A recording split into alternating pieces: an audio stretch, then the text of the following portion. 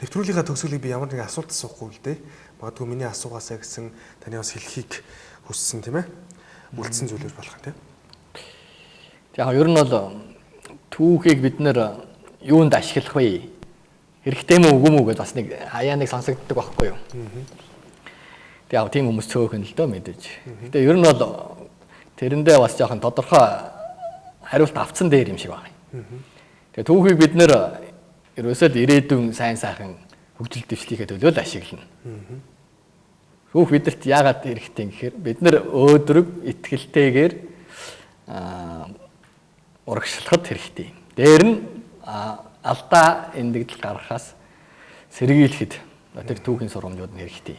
Тийм учраас түүхийг судалдаг одоо үзэж таниулдаг тийм ээ.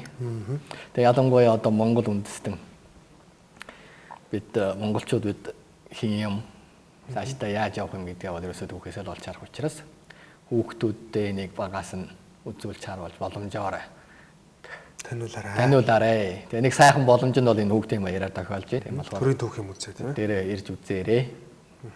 Янз бүрийн асуулт байвал би төвгөө сайхан хариулаад ярилцах болно одортой яа.